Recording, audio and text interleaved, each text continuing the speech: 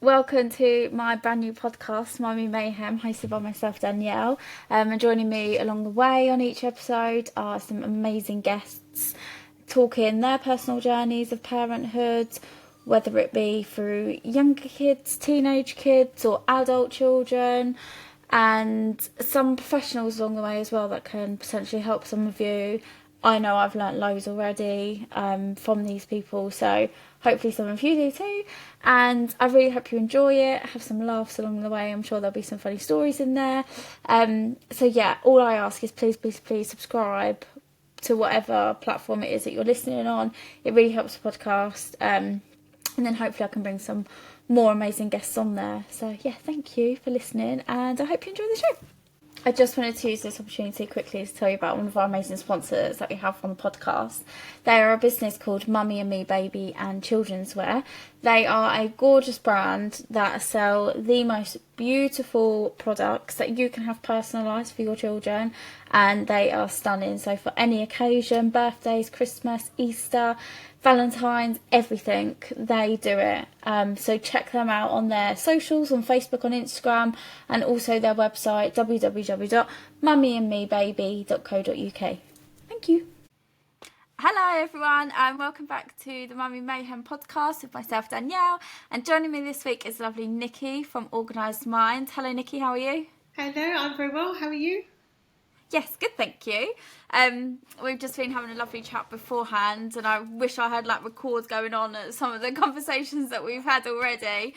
So I'm really looking forward to diving deeper and find out more how you can help parents and children as well. I think it's a hot topic at the moment with neurodiversity, as we're all just discovering it a little bit more. Like we were both just saying, when I was a kid, so 20 years ago now, oh God, seems a long time.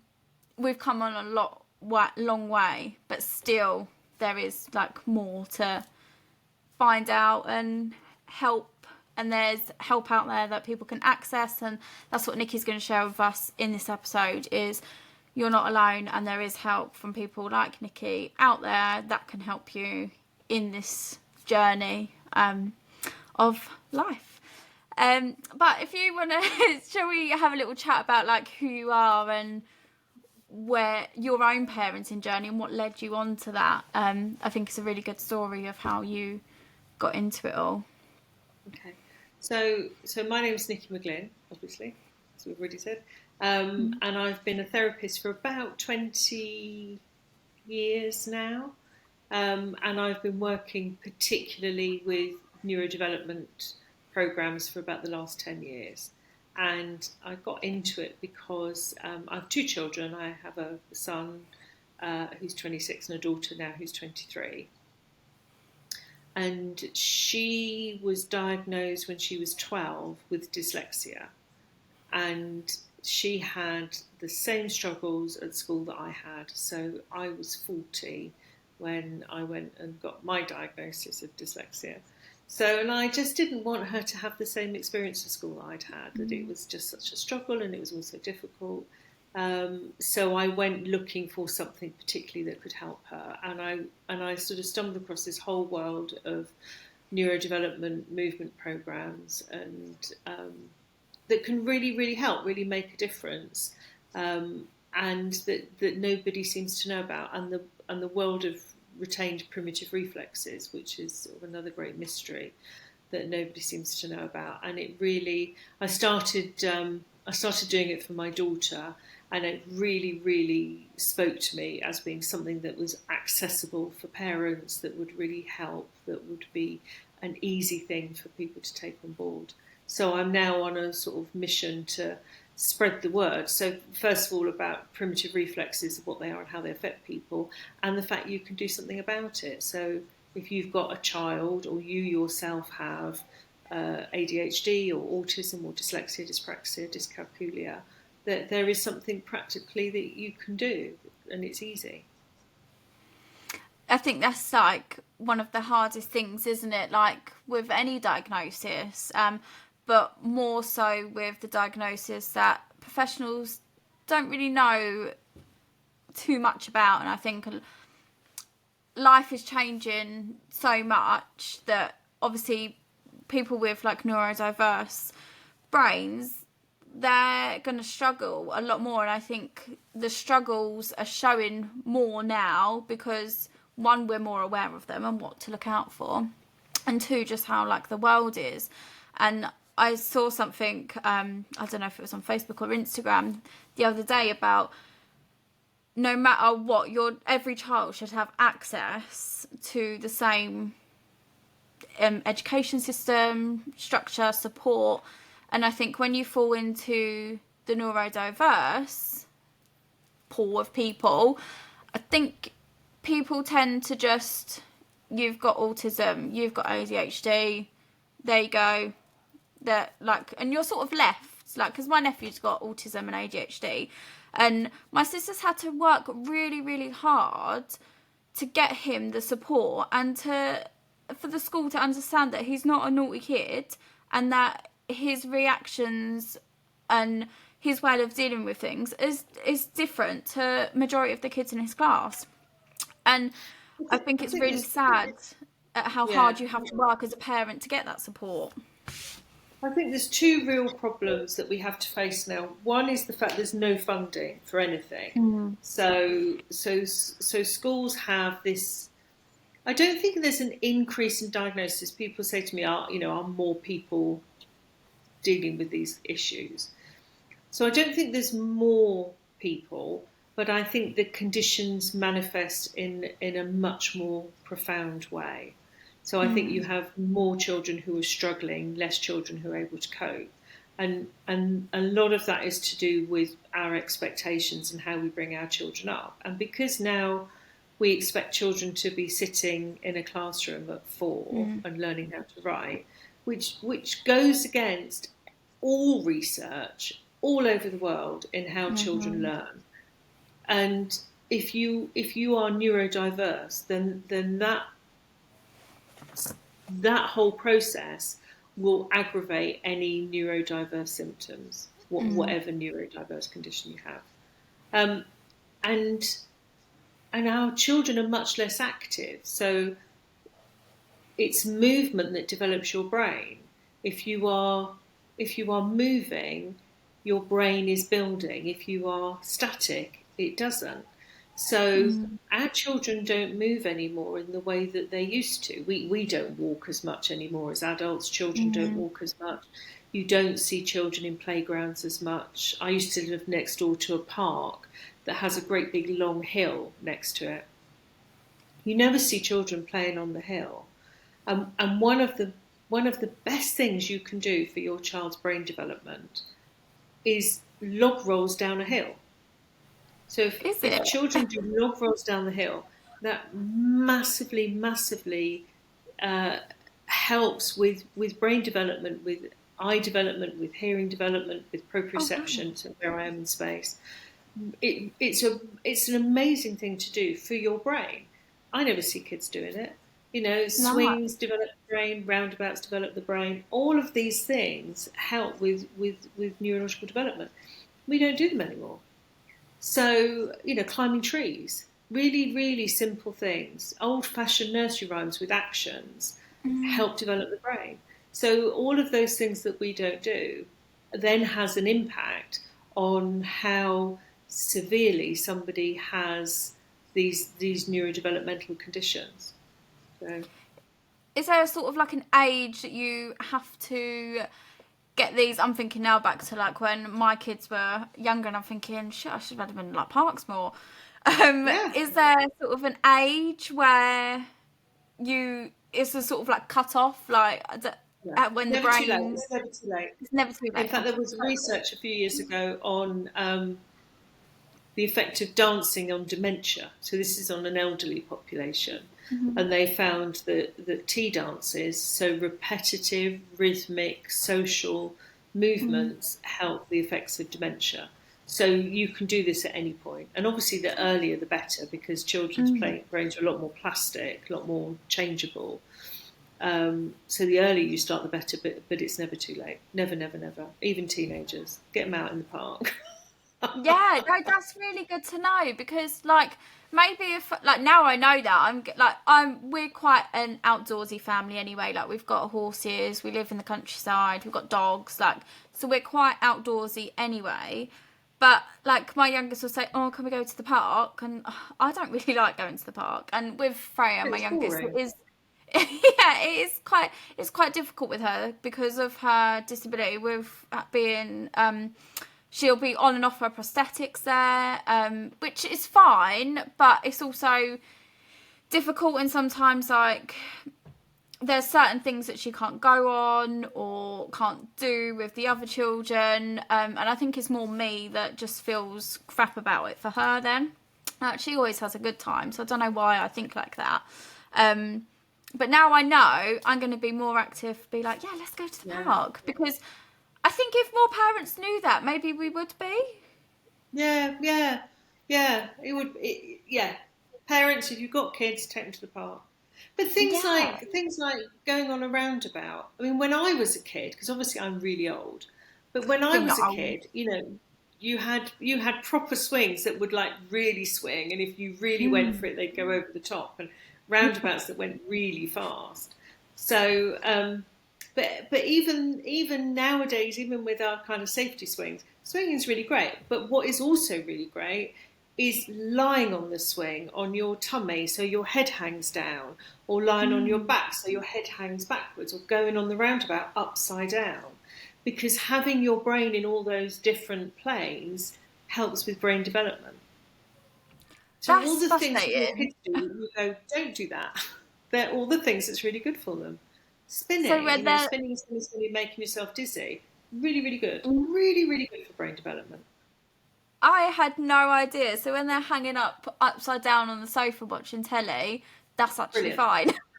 That's absolutely fine. Oh, As long as they don't that get that keys is on your sofa.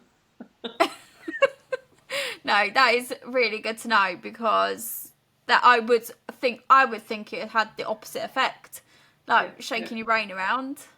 Yeah, no, that's No, good. Brains like being shaken around. And things like, I mean, one of the exercises that I do with some of my children that come to see me is sitting on an office chair, a spinny chair, and spinning round. So you spin round. So when we do it as a movement, you do it slowly. So you sit on the chair slowly with your arms out, and you do it with your eyes open. You do it with your eyes closed.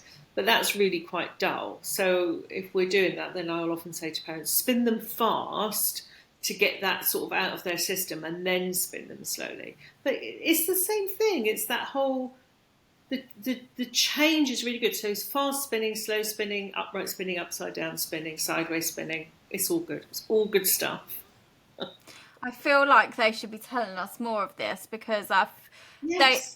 obviously we all know that being active and getting outside is good for us anyway. But it's never had the link to brain development, and I think if Yeah. people knew that, then Yeah. we'd be more inclined to do that more and go out when it's raining, because I'm quite a fair weather person, even we're living in Oh, Wales. me too. Um, Definitely. That's why spinning on the office chair is good. yeah, you can do that inside. Yeah, no, I love that, because kids do love being at the park, and that's something, and it's free. It's something And it's you good. can literally do to help your child's brain. Yeah. So, do you think that's why we're seeing more then of, well, not maybe more, but the symptoms of being neurodiverse are showing more in children now? I think it's really complicated. I think there's lots and lots of things that have an effect. So one of the things that has an effect is babies being on their backs all the time. So when we started with the Back to Sleep campaign, which is probably getting on for 30 years ago now. So babies go on their backs to sleep, but they also go on their backs in car seats. They go on their backs under baby gyms. They go on their Mm, backs for everything. They don't go on their mm, tummies. And being on your tummy as a baby does two things. One, your tummy is protected. Your tummy is your kind of weak spot. Your where you're most vulnerable. So when babies are on their backs and it's noisy or there's a lot going on, then that can trigger a thing called their Moro reflex. So I don't know if you've come across that, but that's that baby startle reflex. You know, like when Oh, babies okay. jump, they do that massive jump and Mm-hmm. then they cry.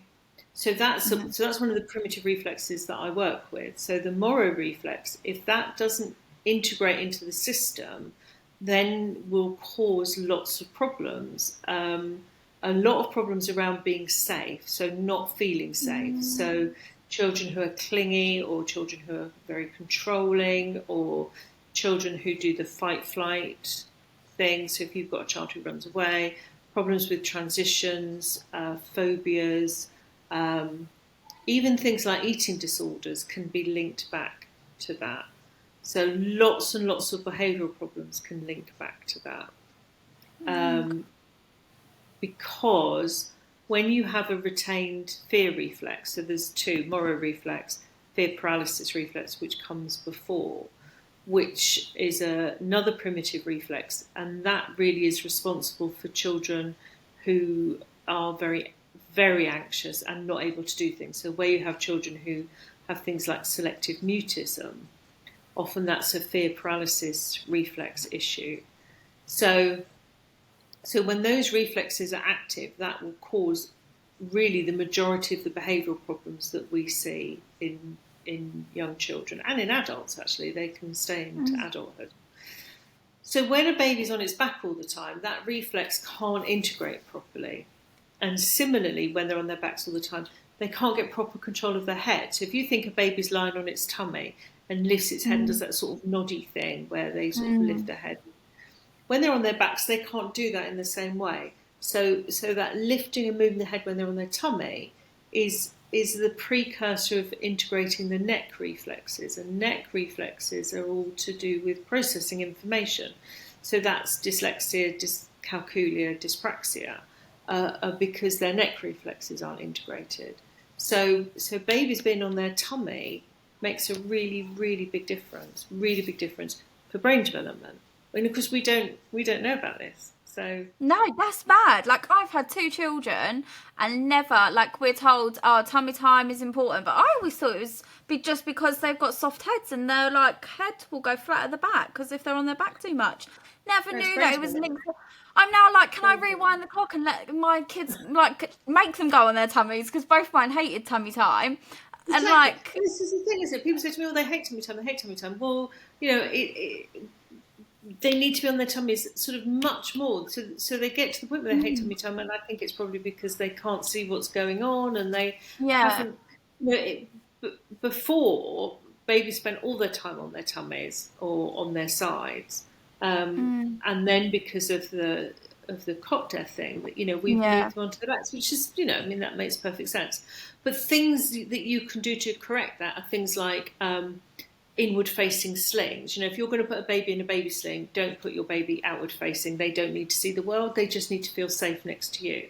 And baby wearing is incredibly good for brain development because you're moving, so baby's moving. So that constant moving of you've got a baby in a sling and you're hoovering or walking to the shops or washing up or whatever, you're constantly moving and that baby is getting that movement. So that all helps with brain development. Oh, I wish I could go back now when mine two were babies. Just like change it all and do that. So like for a parent like me, like I didn't know that all this like brain development and potentially like you've altered now their brain development by not doing them sort of things. They need to shout about this because I'm going to be like shouting about this now for But any this is why parents this that I'm are so pregnant. I grateful to know. you for letting me come on your podcast because this is the only way people are going to know is if people like me come and tell people like you, and people like you can tell lots of other people. Yeah, definitely. And it's mad that like I do think like health visitors, there's nothing against any health visitors listening, but I do think it's very old school still. The styles of I just think the information hasn't sort of trickled down into mainstream. So when I talk to all sorts of people about primitive reflexes, health visitors, nurses, doctors, teachers, occupational therapists, and the knowledge just isn't there, and it's it's nobody's fault for whatever reason. It just hasn't moved into the mainstream. So, Which so is when I do my mad. training, I have quite a lot of OTs that come on my training Yeah, which because it is really adds good. another dimension to what they're doing. Yeah, and they're the people that are with the new parents like all the time. Like we are told this. When you have a baby, you're not really given too much guidance, are you? You sort of have to like figure it out on your own. But you are told the basics, like don't sleep on the front because of like cot death. I went quite against it and I did co-sleep, but obviously they say don't co-sleep.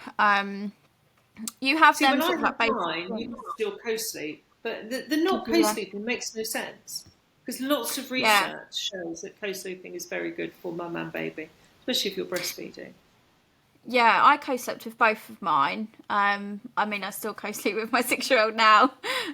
She does like to. I sometimes co-sleep She, with my 23-year-old, so. that's lush. To be fair, I'm 32, and if like me and my mum was to like go to a hotel, or whatever, I'd happily share a bed. And like the same with my sister. Like if we have a sleepover and our husbands aren't there, like we'll share a bed and that. It's nice, like to just It's feel. cosy. Yeah, and I know, like, my 13-year-old, I, like, have to force a cuddle from her now. So with my 6-year-old, I know, like, just love They it come because back. one day they come back, yeah. The Fingers teenagers come crossed. back. Oh, no, I hope she does. She's so, like, anti-mum cuddles at the moment, but... No, so for someone like me that is now feeling absolutely terrible for choices that they made for their babies, thinking... I mean, we all do our best, but Absolutely. Don't not feel not terrible. Don't feel not terrible. realizing. Yeah, but like not realizing that had such a like impact. What can we do now to help our children? Like I've got a 13-year-old and a 6-year-old. Is there any like repairing of like what I've not done? Absolutely.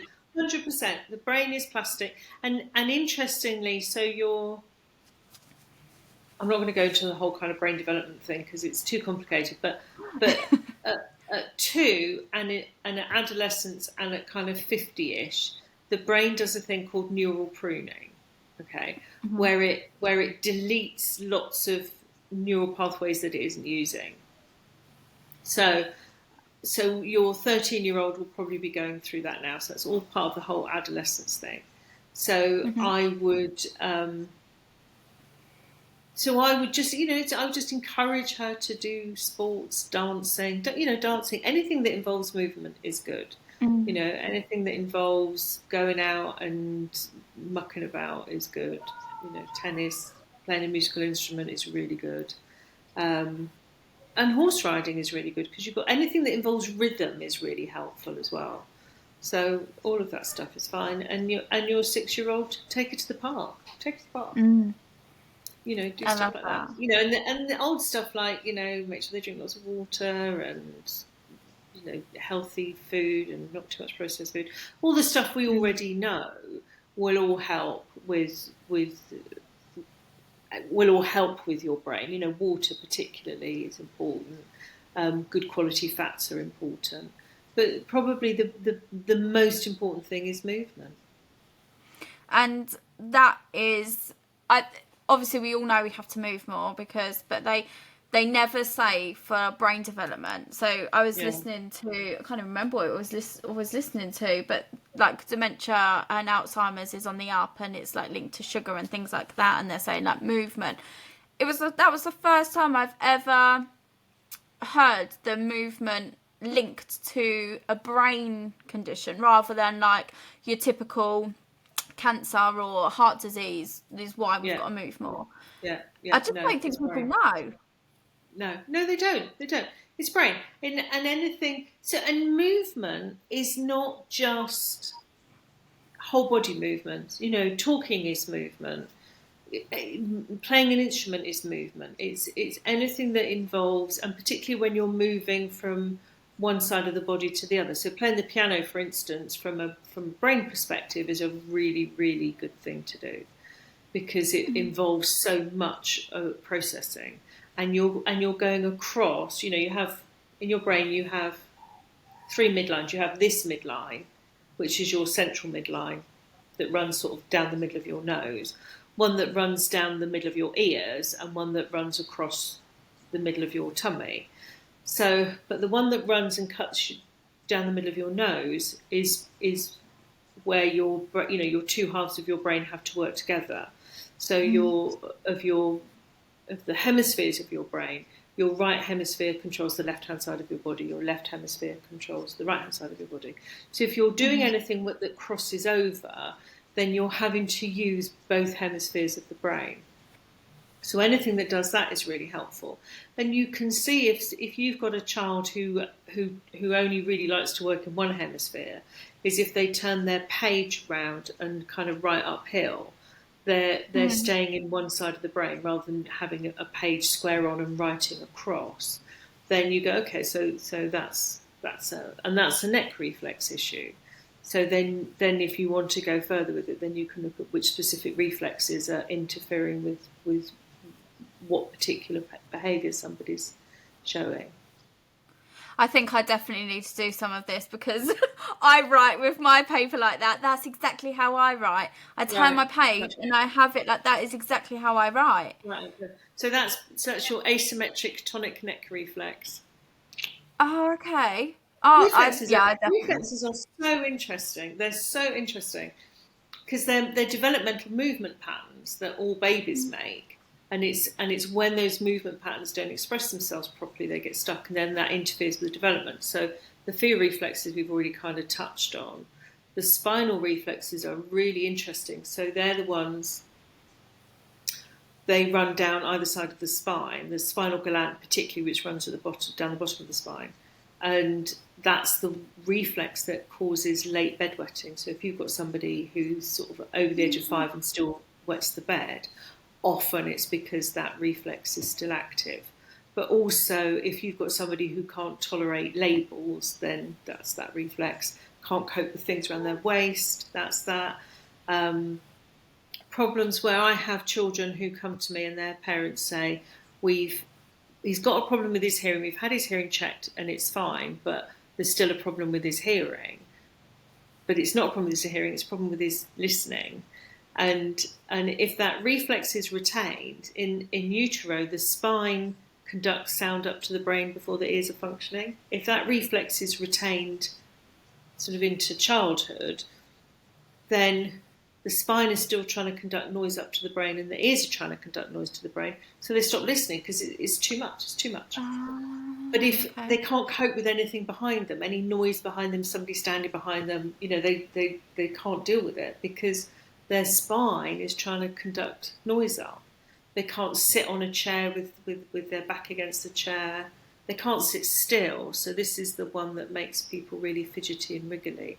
Your kind of typical hyperactive ADHD person is a retained spinal reflex issue. So this is like fascinating. I never knew. Isn't it that. Interesting? It is so interesting. I never knew there was a link with our brains and the development of our brains to all of our reflexes. So for my nephew's 13 and he doesn't like too many noises going on, and he'd quite often when he was younger we used to think, can he fully hear?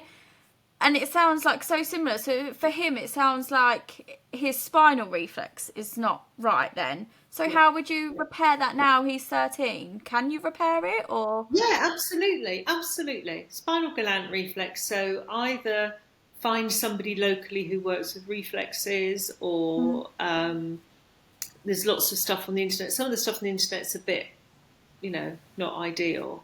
But definitely, and this is the thing that I think is so amazing about this, is you can work with this at any age. So the younger you deal with it, the more successful it is. But even into adulthood, you can certainly improve things. So it is making. Oh, sorry. No, sorry. I think there was a little bit of a lag there. You go. A birthing issue. So if you were, babies born by cesarean or Von-Too's delivery or forceps delivery, often that interferes with reflexes being able to express themselves properly. Oh, does it? My youngest she was a cesarean, so maybe that's all linked to. I'm gonna have to like do a full thing with you now to find out all about our reflexes, because I'm like so intrigued. I want to know. And it is sort of like making sense now, because my sister and my brother-in-law have worked really hard with my nephew, because teachers have seen him as this nuisance child, and really he's just like struggling in the environment that he's in at school. And that's just the way he's expressing. And one of the things that they have been doing with him is getting him more active, because he's quite reclusive, and he likes his gaming and things like that, and that's his sort of safe space. They are encouraging him now to get more active and to get out walking. Like my sister and brother-in-law are really active people. And he is joining in with these things now. And we've seen a massive improvement with him. And it's now you're saying all this, it is actually it like... starts to make sense. Yeah, it is. Totally. And like a little bit different. My dad 6 years ago had a couple of strokes. But one of his, like... He's always been quite active, and one of his ways of recovering, I mean, he's made a full recovery now, but he has used exercise, and it is now you're saying all this, I'm like, oh my God, the penny is dropping. Yeah, because it works at any age. So stroke recovery, absolutely, lots and lots of movement, and it doesn't have to be. So we think, I don't know about you think, I think exercise. Oh, I don't want to do exercise. But if you take it, if you don't think of it as exercise, and you think of it as movement, so moving your body develops your brain. So it doesn't matter what you do. You don't have to, go and do an hour's aerobics workout. You can just, climb a hill, climb a tree, go dancing, do yoga. Doesn't matter what you do. But there was a really famous, I'm so bad at names, but there was a really famous case of a couple of 100 years ago of a doctor whose father had a stroke. And he made his father crawl around the garden every day. And his neighbours called the police on him for being cruel to his father. But his father made a full recovery in the days when people didn't recover from strokes. So it shows it then. They need to be like wording it differently, I think, to us, because yes, we all know that being more active helps us, but I don't think people realise just how impactful it actually is on the brain. And I think especially, I am definitely as a parent with 2 children thinking, especially now we're in a world where technology is taken over and our kids are always on their devices and things like that, just how important, because I imagine the devices, are they having like a negative impact, and is that only see, I think with devices it's really complicated, and I think a lot of the things that we're scared about with devices are probably not the things that we need to be worrying about. One of the scariest things I ever read about mobile phones, particularly, again going all the way back to babies, is that when you have a baby and you feed your baby and you look at your baby and your pupils dilate and then they contract and then they dilate and then they contract, and the baby's eyes do the same thing. So babies will copy what you're doing. And that's the first sort of building blocks of the limbic system, which is the emotional part of the brain. But nowadays, when people feed their babies, they don't look at their baby adoringly into their eyes. They look at their phone. They're on TikTok or Instagram or whatever. And they're not looking at their baby. So that ability to develop those very early emotional connections in the brain aren't happening. And that's scary. That's really scary, because that's a much harder thing to correct. So, and that's really sad as well. Because our emotional devices. Yeah, definitely. Like, we have a rule at dinner time: no devices at the table. It's been a rule, and we're really lucky that majority of the time we can sit as a family of like 4 at the dinner table, and we've always instilled that rule like throughout the kids and that. But it makes me really sad, because like our emotional state, like I'm 32, I struggle with my emotions now. But like babies now, like they're not able to get that. And the parents probably don't even realise that that's having the effect that it's having.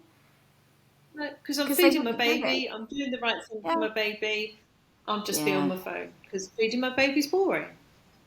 I'd Yeah, and it's rather probably be like the doing first something. time that they've got to sit down for 5 minutes in the day, and the first time they've been able to look at their phone or something, isn't it? Oh, Exactly. that's so And, sad though. and no judgment. I'm not judging Mm, anybody for doing that. I would have, if we'd have had that when I was having my children, I probably would have been doing the same thing. But mm, but I didn't. But I think that's the problem. And there's lots of issues around attention span and being mm, able to focus and short-term rewards versus long-term rewards. So those are kind of the biggest issues. I think is that it's that instant gratification is an issue with devices. But mm, from my perspective, the issue is the fact that everybody's sedentary. mm. Yeah, and So you it's can buy brain training games, but they're not brain mm, training. I promise you, they're not training your brain.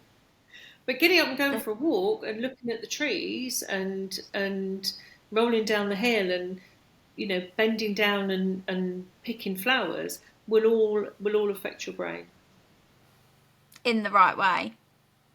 in the right way. Yeah, Yeah, yeah. yeah, yeah. Rather than the negative, because I think like me and my sister and like my kids and my niece and nephew, we've all like, I've always remembered a time where like, oh, get up and like don't be hanging upside down or whatever because of your brain. And now I'm going to be like the opposite, like, oh yeah, do that. Yeah, yeah. It's fine. Hang Go upside around. down.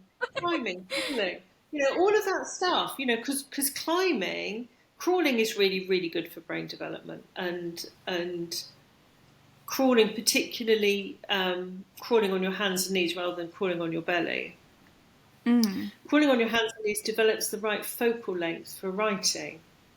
So if you didn't crawl on your hands and knees, so if you're a bottom shuffler, then it makes it more difficult to develop that right focal length for writing, painting, drawing, all the arts.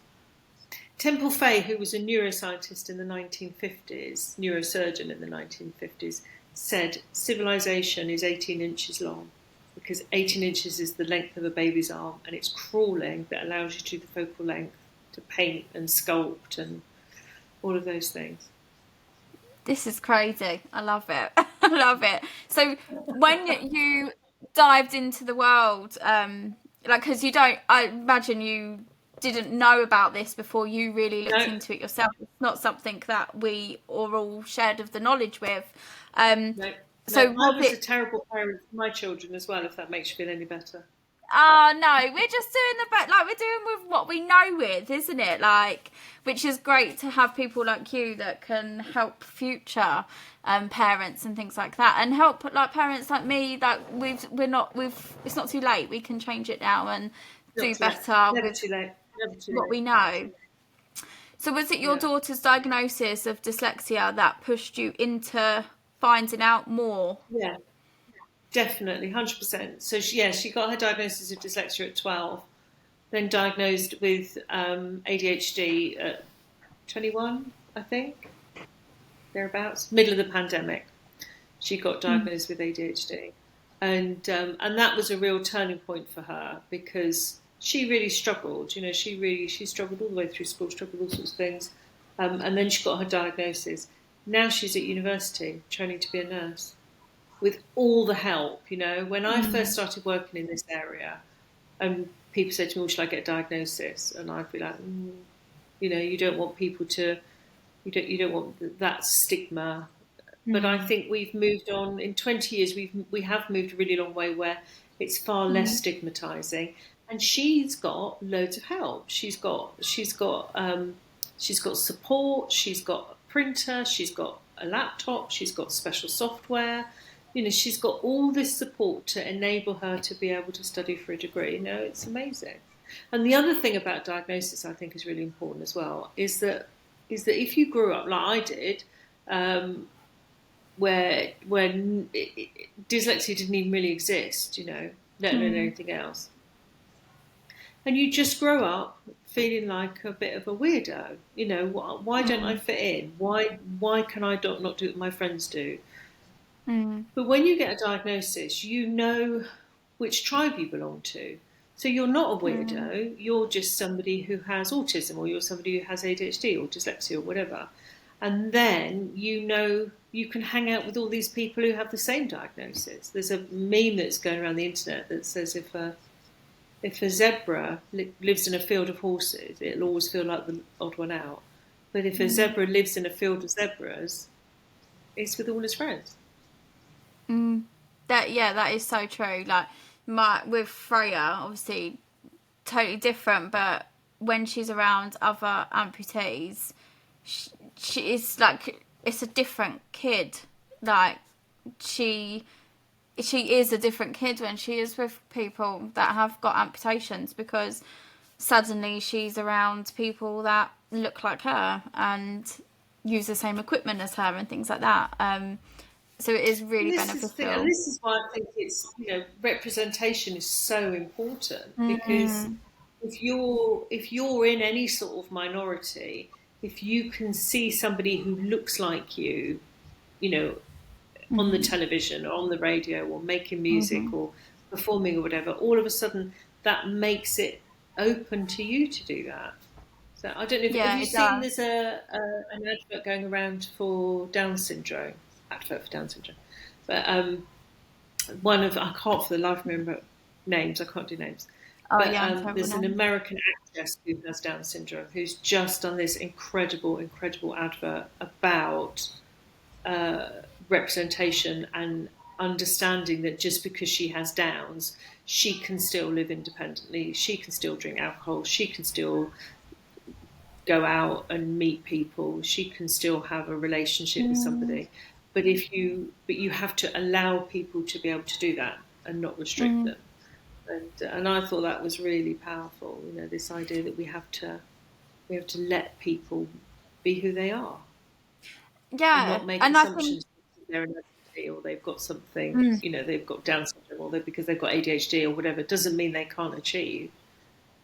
Yeah, absolutely. It goes back to, I'm on sort of like a mission of, I say the world, but like just my local area would be great, but making it more accessible for everyone, because if it's accessible for minority groups, then everyone is included. Like, it can be inclusive for everyone. And I love what you said. It is about representation. And I think it's obviously with Freya's disability, it's easy to represent because it's a visible disability. But I guess them hidden disabilities and the hidden learning difficulties, they're a bit harder to represent. And it would be a case of like the people that are on the telly to say, yes, they're autistic, or yes, they've got ADHD, for people to be represented in that way, I guess. Exactly. And I think that's so important. And I think this is, the launch of TikTok, which is the ADHD app, and people said to me, oh, everybody's got ADHD now. Well, no, but probably 20% of the population or more are neurodiverse, and a lot of people have more than one neurodiversity. So particularly ADHD, it's very common for people to have ADHD and autism, or ADHD and dyslexia, or ADHD and OCD, or ADHD and Tourette's. There's so many neurodiverse conditions that marry up together. So, and if you don't know people have that, you just think that they're, maybe they're just a bit difficult or a bit over the top. We go, okay, so actually this person has this neurodevelopment condition. They're really good at X, Y, and Z, but they're really bad at A, B, and C. So, and I think the thing about hidden disabilities as well is that everybody's really different. Just because somebody's got the same diagnosis doesn't mean that they are in any way the same. It just, you have to find out how things affect people individually. And also, all of chronic conditions, I think all chronic health conditions as well as neurodiverse conditions are on a sliding scale. they're all spectrum conditions, so you can have different degrees of these conditions. But also, if you're stressed, all of those things will be a lot worse. So say you have autism and you have a lot of sensory processing issues and you're very stressed because you've had a big row with your girlfriend or whatever, then being able to be in a busy environment can be really, really tough. So last week you might have been fine at school. This week you're not fine at school because the external issues have created so much stress that now you are no longer able to tolerate the same level of noise or whatever. So I think that's also something we really need to be much more aware of is how these things change, from week to week.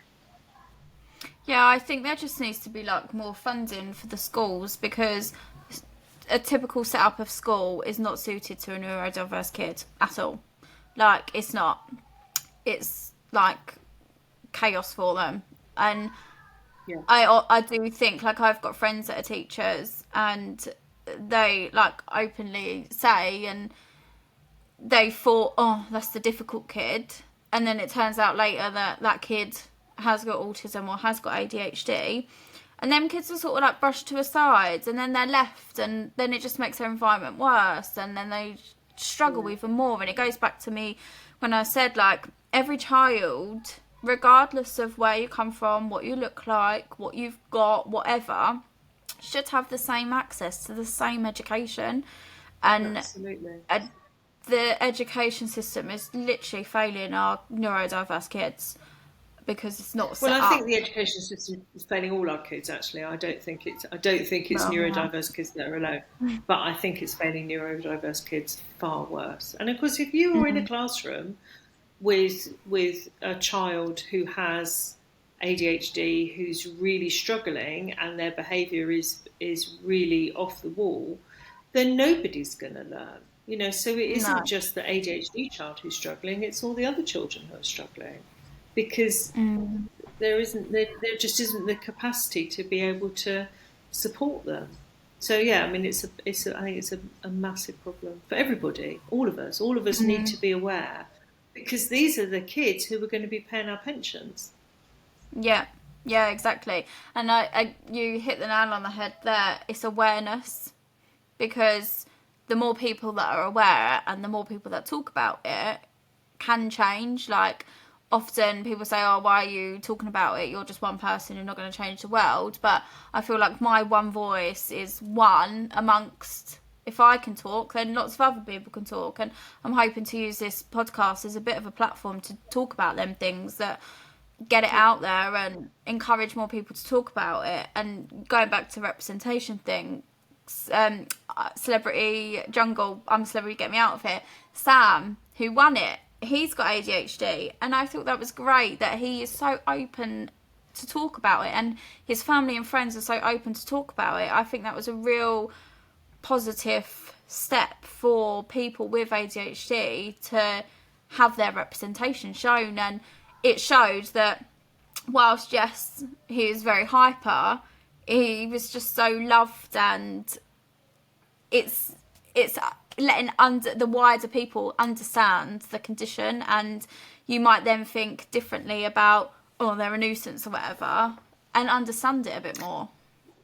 And I think particularly for ADHD, that's really important. There's ADHD has so many moving parts to it, and is such a difficult condition to live with, and it's complicated, and it has, undiagnosed ADHD has a bigger effect on life expectancy than smoking. Really? Yeah. It's a really dangerous condition to have, because because part of ADHD is this risk-taking behaviour. ADHD is lack of dopamine and lack of noradrenaline, so you get this very extreme risk-taking behaviours. And you also have, part of ADHD is a thing called rejection-sensitive dysphoria, which is where you feel criticised even if you're not, or you feel that people don't like you even though they do. So you'll be in a group of people and you'll think that actually nobody really likes you. They don't really want you to be there. they're just tolerating you because they're nice. So there's a really big link with ADHD and suicide, because this is a really, really crippling condition to have. And I have not spoken to anybody with ADHD who does not have rejection sensitive dysphoria. It's a terrible thing to suffer with. And nobody knows about that either. No, Everybody I thinks didn't. ADHD is jolly, jolly, jolly. And it's not. And people go out and are jolly, jolly, jolly in public because they feel less than. And then they go home and feel terrible and think they've made a fool of themselves and nobody likes them. And what's the point in living? Oh, that's so sad. But Really now sad, it is really making sad. like so much sense, because going back to my nephew, he's quite often like, oh, they hate me or whatever, and I'm like, no, they don't, Ted. It's like, come on. Yeah. And it's linked with, He I feels never. it, he feels it. And understanding that's part of the condition, I think, can be really life-saving. But Yeah. I read a thing yesterday on the BBC about boys in fast, powerful cars, and how there's an epidemic of boys going out in cars, passing their test, driving these big, powerful cars, going off the road, killing themselves and all their friends. And the answer was, in the BBC thing, that there should be harsher prison sentences. Well, that's going to make a difference. But what there should be is routine screening for ADHD, because if you screen these people for ADHD when they are young children, you can do something about it so they're not 18, 19, 20, 21 in a great big BMW careering off the road and hitting a tree. And suffering. There's real serious consequences to these conditions that we really need to start to recognise. It isn't just being on TikTok and dancing. What would your bit of advice be then to a parent that potentially suspects, because obviously I don't know about England, but certainly in Wales there is a very long waiting list. My friend's got her son on the waiting list. You don't have right to choose, do you? We don't know. No. So we have very extremely long waiting lists. I think it's like 4 or 5 years for an autism assessment. What advice would you give to people that suspect their children have got a neurodiverse condition, that are on waiting lists? That are on waiting lists, yeah. So in England, I would say look at Right to Choose, look on ADHD UK or on Psychiatry UK websites. There's details there about how to apply for Right to Choose. Because you either sit on the waiting lists are long in England as well. You either sit on a waiting list or you pay to get an assessment, and sometimes the assessments are not allowed to be used, and sometimes if you are looking for medication and you have an assessment, you get prescription from a private psychiatrist, your GP is not obliged to take over that prescription. So you could then end up having to pay for very expensive medication long term. But Right to Choose is still the NHS. So if you can use Right to Choose, use Right to Choose. If you are sat on a waiting list waiting for something to happen, then my suggestion would be that you research the conditions, you write down all the reasons why you think your child has that condition, and you behave accordingly. So you say to the school, my child has whatever condition, we're waiting for a diagnosis, these are all the reasons why I think it is, and this is what I'd like you to do to support me. Now, schools at the moment are pushing back on supporting anybody, even with a diagnosis, because there's no funding. We end up in this circular argument with parents who can't get help from schools who can't afford to give them help. And so parents end up going to tribunals. They always win because parents fight for their children. They know what they're doing. So it just ends up wasting more money. But this is a bit of a nightmare scenario. So that would really be my advice at the moment, is stay on the waiting list, make as much noise as you can, make as much fuss as you can. But if you suspect your child has a diagnosis, then do as much research as possible and behave accordingly. Though increasingly as adults, self-diagnosis is given credence. So things like access to work, Mm-hmm.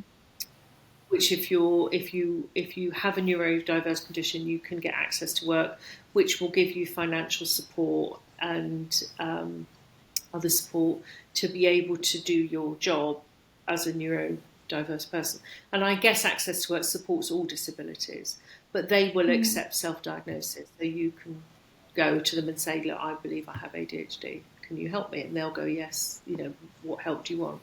That's And cool. often that's where it falls apart, because you go, I don't know. That's the trouble. Like, you get a diagnosis and then it's like, oh, what help do I need? And I guess because you don't really know what help is out there and what could potentially make it better for you. Or there are people like yourself out there with non-medicated therapies that can help as well. What I love about this, about what I do, is that it's really accessible. So there's lots and lots and lots of neurodevelopment programs. So it's worth, for whatever local area you're in, it's worth looking on Facebook is often the best place and saying, does anybody know anybody who works with primitive reflexes or who's a neurodevelopment therapist? And they're sort of the buzzwords that people pick up on. Some of them are really expensive. Some of them, I would say I'm kind of mid-range price-wise. But it's just worth educating yourself. Just, if you have a child who's neurodiverse, look at primitive reflexes, look at what help. There's lots of books out there. Sally Goddard-Blythe has written quite a few books. Sheila Hannaford has written a book called Smart Moves. Moira Dempsey has written a book called Movements That Heal with a guy called Harold Blomberg. And she's written another book called Beyond the C-Squirt. And she has a program called Rhythmic Movement Training, which is mostly what I do, because it's really simple. It's really simple. It's really successful. It's really accessible. So really, that's what I would say to parents. Roll your children down hills. Yeah, I was just about to say, I think that's what I love about what you do the most, is that what you've described is simple stuff that you can incorporate into your life, like even just a walk out, or going spin around on the roundabout, things like that. They're simple things that you can fit into busy lives, because we're all really busy. And I think, especially this generation now, we're looking for quick fixes of everything. It's convenience. We're all about the convenience. Everything is now. That's why TikTok is such a massive platform now, because it's quick. It's now. 15-second videos. That's all we can stand. That all them things that you're suggesting for people for help, it's all things that we can fit into that already busy lifestyle sort of thing. So it's probably it's old-fashioned stuff. It's old. I'm not going, in the olden days it's all so much better. But it's we are prehistoric beings living in a 21st century that we don't know how to function in. So we just need to go back and do a bit of that. Running, jumping, hunting, those. An old-fashioned nursery rhymes, round and round the garden. Round and round the garden helps to integrate hand reflexes. This little piggy went to market helps to integrate foot reflexes. So it is actually about looking at some of those old-fashioned things that we used to do. We had no idea why we did them. Yeah, and it's just all so simple and within reach, and whilst you're on their waiting list, it's like... Yeah, because you think these baby movements, the primitive reflexes, are baby movements. So if you do things that look like moving like a baby, rolling around on your back, swimming, crawling, playing in the sand, all of those things will help develop your brain. Oh, I love it. I could literally talk all day about this. I never knew. Now, you're saying it, I'm having pennies drop and light bulbs, and it's all making sense now, but I never would have linked it all. And I think it's great for someone like you on here, because hopefully I get loads of listeners and it reaches loads of people. But yeah, keep doing I'll like tell what you you're doing. And a really simple thing that me as an adult, when I started doing this, I don't have a fear of heights, but I have a fear of falling. So I don't like going downstairs, I have to hold on to the banister. I had to go to Holland to help with some teaching, and to get off the plane, I had 2 bags to carry and my rucksack. So I had a suitcase, bag of manuals, and my rucksack, and I had to go down this flight of stairs onto the concourse, runway, is it? And I couldn't hold on because the bag's full of everything. And it wasn't until I'd got down off the stairs and I was walking along that I realised I'd got down there without having to hold on and not being scared. And that is a reflex issue. Oh my So God. even me at 50 plus could make it better. No, it's good. We've probably all got it somewhere, haven't we? Of something, and all your hints and tips can like help us. And if we'll have all your information on this podcast episode, so people can like reach out to you. And because I imagine there's going to be so many people out there struggling in silence, and not realizing that simple techniques that could potentially work for them, and there's even access to help with yourself. So yeah, all the links and that will for your websites will all be there for people to access. A closing tradition on the podcast is to ask whoever my guest is, what is one piece of advice that you could give a new parent?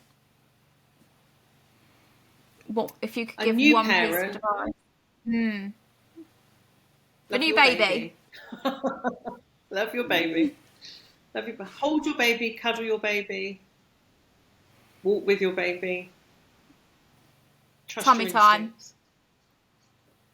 Tummy time. Where's the tummy time? Tummy time can be on your tummy. It doesn't have to be in a bed. It can be lying on your tummy. Yeah. And like the cuddling, I think that we're always made to feel bad of like cuddling our babies. Like both of mine, I was a parent that held my babies all the time. I never really put them down. And if I wasn't holding them, oh, it cut out there. It's been going so well. Why is it cut out now? Did it cut out for you as well? Yeah, that's weird. It did, yeah. Yeah, so like my babies, if I wasn't cuddling them, someone else was. And we were made to feel bad about that. But I'm like, oh, they're just babies. But yeah, we worry too much about, you can't spoil a baby.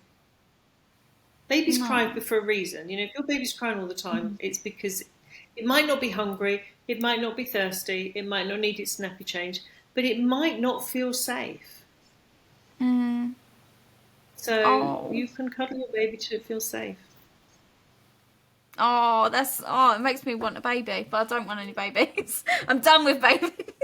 But all this, I'm like, I want to like just go back to my babies being babies to like repair everything. Yeah. But no, it's been amazing having you on. Thank you so much. And like I said, all the links to Niki's websites and business will be on this podcast. So definitely reach out to her.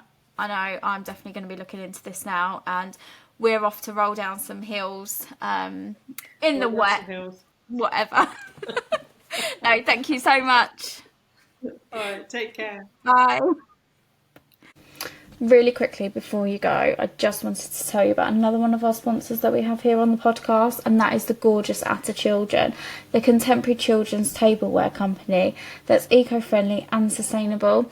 They've got brand new owners, so some really exciting things happening over there for them, so make sure to check them out. They've got the most beautiful designs, colours, perfect for the modern day living. Find them on their socials on Facebook, on Instagram or TikTok, or on their website, which is www.attachildren.com. Thank you.